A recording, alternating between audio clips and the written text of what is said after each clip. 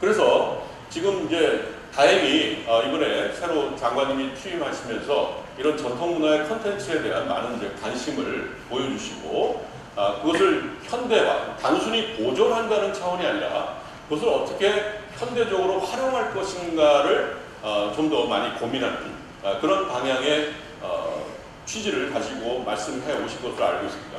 그래서 말하자면 이것을 그동안의 일몰 프로젝트로 갔던 이 문화운영 사업을 다시 새롭게 앞으로 우리가 더 적극적으로 추진해야 될 그런 과제로서 정책 방향이 수립되어야 될 그런 필요가 있다고 생각합니다.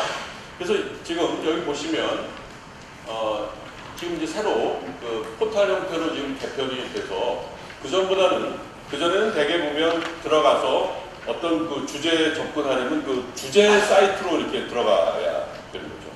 그러니까 그 주제와 주제 사이에 어떤 연관성도 대단히 떨어지고 가독성도 대단히 떨어지는 그런 문제들을 이번에 상당히 많은 부분 해결을 했습니다. 그래서 훨씬 여러분들이 문화콘텐츠.com에 접근하시기가 훨씬 용이하고 편리한 그런 방향으로 개편이 되었다고 할 수가 있을 것 같습니다.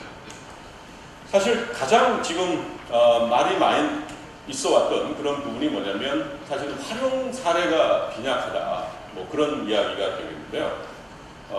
특히 이제 그동안에 그럼에도 불구하고 중요한 그런 활용 사례로서 우리가 얘기할 수 있는 것이 왕의 남자 영화 왕의 남자에 있어서 한양 조선과 궁궐에 대한 그 무대 세트를 만들어 놓은 그 문화운영 사업의 결과를 가지고 이제 일종의 보건 정보죠. 일종의. 그러니까 저희가 얘기할 수 있는 것이 보건 정보가 있고 사실 정보가 있는데 그런 것들을 각자 활용을 해서 이 올리브 나인에서 한 작업 그리고 MBC에서는 이 드라마 이게 이제 그 케이블에서 방영이 됐기 때문에 많은 분들이 잘 이제 모르시는 분들도 있지만 가장 이제 성공적인 사례가 아닌가 그렇게 생각이 들고요. 그 다음에 안동이나 경주에서 박물관 전시에 있어서 이런 문화운영 콘텐츠를 적극적으로 활용하고 있습니다. 물론 지금 경주 같은 경우는 지금은 운영이 안 되고 있지만 안동에 가시면 거기 전통 콘텐츠 박물관에 이 문화운영 사업으로서 개발되는 것들을 활용해서 전시 콘텐츠로 활용하고 있는 것을 우리가 볼 수가 있고요. 이 조이원에서 거상이라는 게임을 만들면서 바로 이런 문화운영 사업의 성과들을 활용했던 것을 볼 수가 있습니다.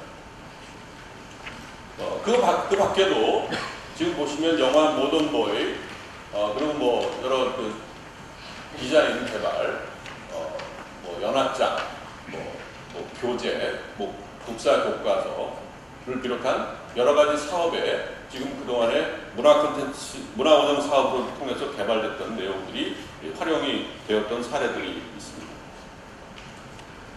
자, 그러면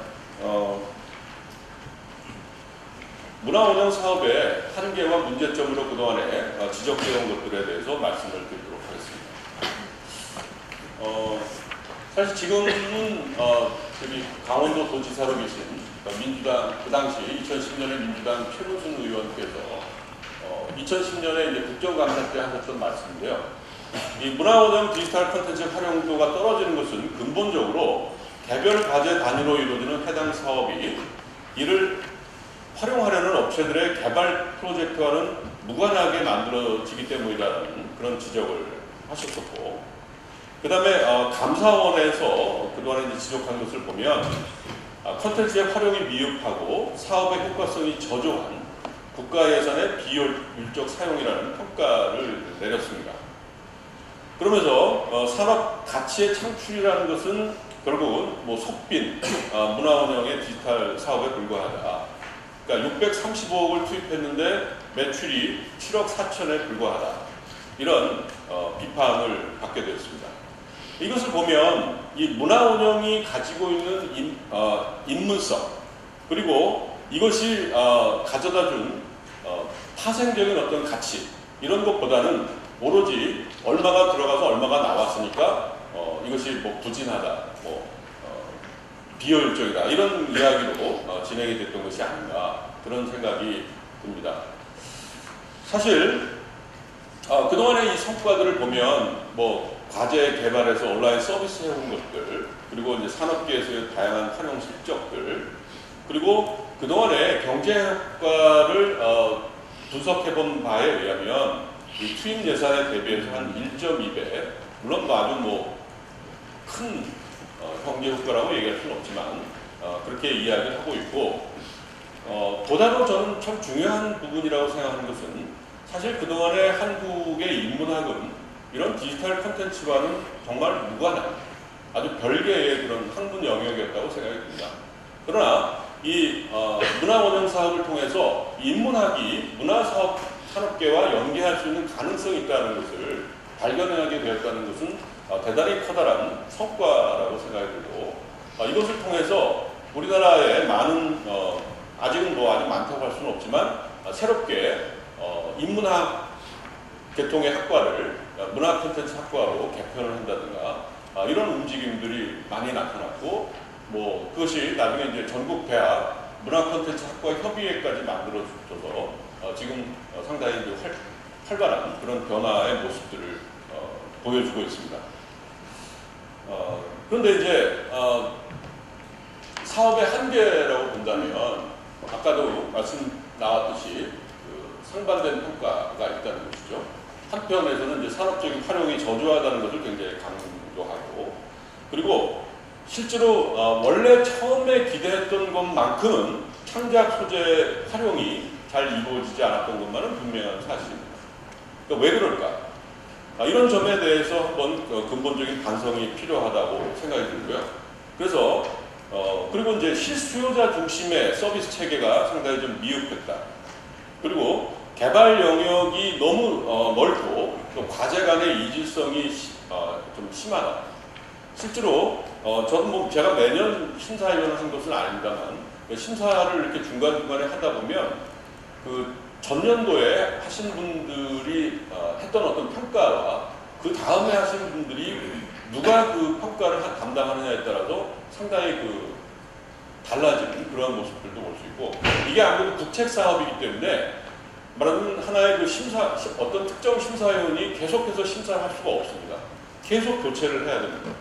교체를 하다 보니까 말하자면 어떤 경우에는 그야말로 심사의 공정성이라는 것에 굉장히 강조를 하다 보면 사실은 문화운영 사업에도 충분한 이해가 없는 분들도 이 심사에 참여하게 되는 그런 경우도 과거에 종종 있었던 것 같습니다.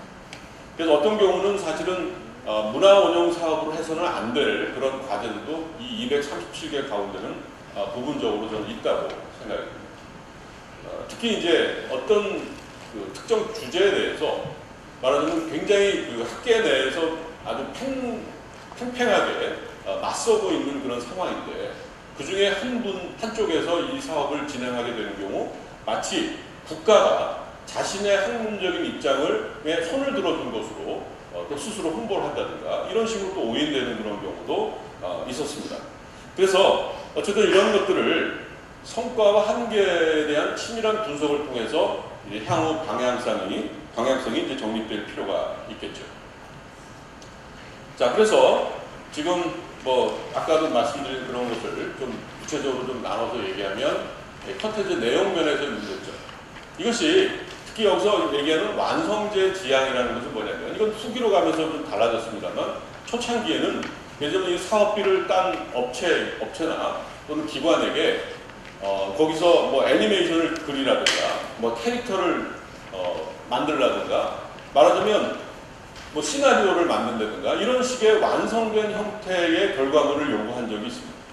그러다 보니까 사실은 그 한정된 예산을 가지고 이런 문화운영 사업을 디지털 콘텐츠화하는 것도 상당히 벅찬데, 그것을 가지고 실제로 완성된 형태의 산업 단계까지 제출하라고 하니까 거기서 만들어진 캐릭터의 수준이라든가 이런 것들도 상당히 많이 떨어지고, 그래서 이제 그것에 대한 활용도가 굉장히 미흡해지는 거죠. 그러니까 그것이 이제 하나의 문제 요점이었다고 말씀드릴 수 있겠고, 말씀드린 대로 그 컨텐츠의 품질 면에서 일부의 다 그런 것은 아니지만 일부의 경우에 학문적인 검증 체계가 좀 미흡한 경우도 없지 않습니다.